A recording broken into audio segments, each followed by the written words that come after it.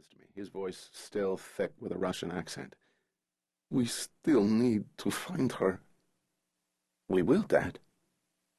He checks my face again. I nod, assure him. But I don't think that he is looking for assurance. I think, for the first time, he is looking for guilt. "Did you know?" he asks, his voice barely audible.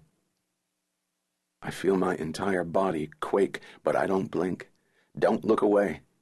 I wonder what he sees, what he believes, but I will never know, because then, right then, my father closes his eyes and dies.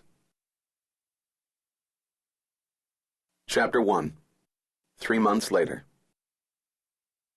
I was sitting in an elementary school gymnasium watching my 6-year-old daughter, Kara, nervously navigate across a balance beam that hovered maybe 4 inches off the floor, but in less than an hour I would be looking at the face of a man who'd been viciously murdered. That should not shock anyone.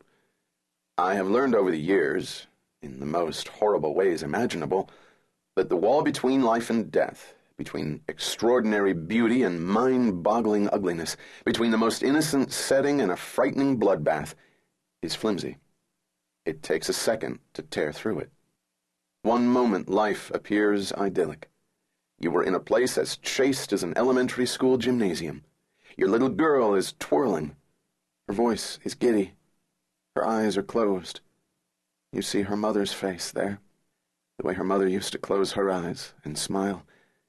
And you remember how flimsy that wall really is. Cope. It was my sister-in-law, Greta. I turned to her. Greta looked at me with her normal concern. I smiled through it. "What are you thinking about?" she whispered. She knew. I lied anyway. "Handheld video cameras," I said. "What?" The folding chairs had all been taken by the other parents. I stood in the back, arms crossed, leaning against the cement wall. There were rules posted above the doorway, and those annoyingly cute inspirational aphorisms like, "Don't tell me the sky's the limit when there are footprints on the moon," scattered throughout. The lunch tables were folded in. I leaned against that, feeling the cool of the steel and metal. Elementary school gyms never change as we age. They just seem to grow smaller. I gestured at the parents. "There are more video cameras here than kids." Greta nodded.